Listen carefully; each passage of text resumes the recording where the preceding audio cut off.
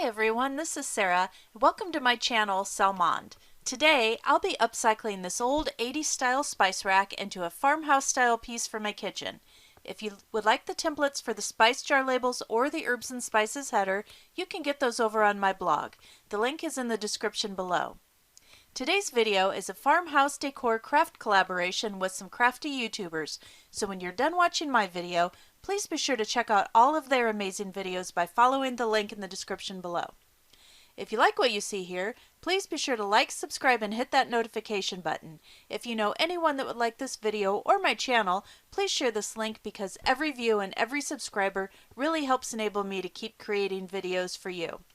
And if you'd like to see more of what I do, you can follow me on Instagram or take a look at my blog. I also have a Facebook group if you'd like to share all of the wonderful things you make. The links to all of these are, of course, in the description below.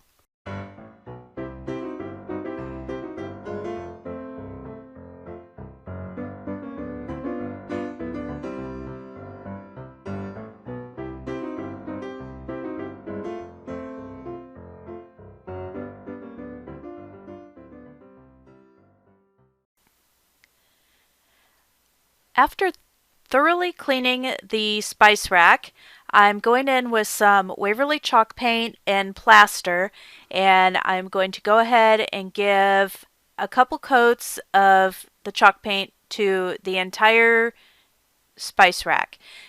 And I think I ended up using 3 coats by the time I was done, just to be sure everything was well covered and even, because this isn't a seasonal piece. This is going to be something that's going to be hanging in my kitchen and getting constant use.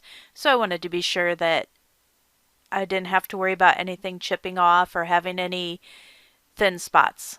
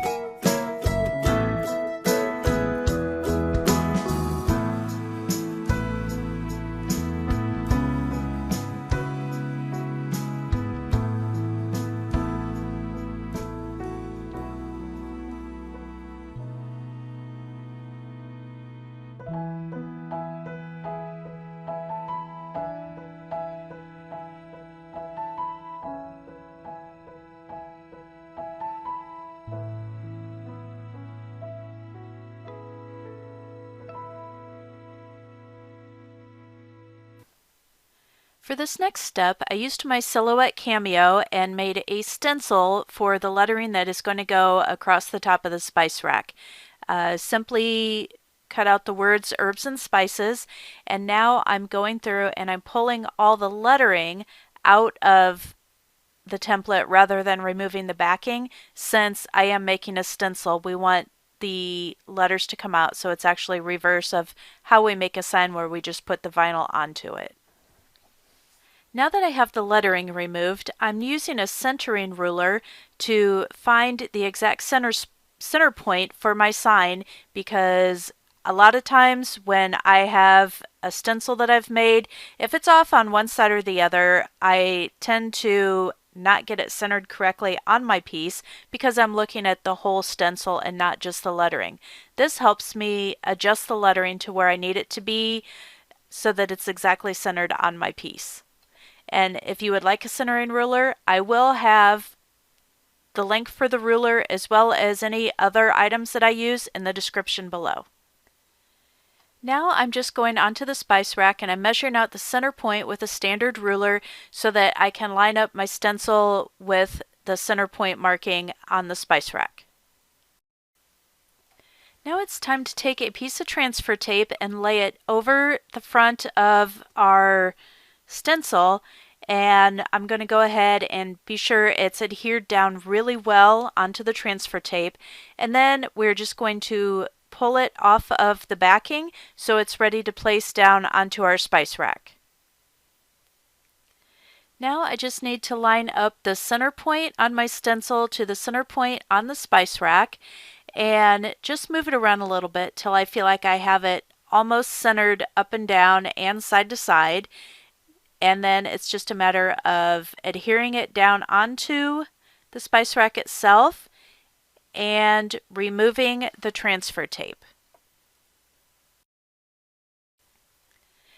Now I'm simply going to go in with some Waverly chalk paint in black, and using a makeup sponge that I picked up at Dollar Tree, I am going to go ahead and just lightly sponge over the stencil with the black chalk paint.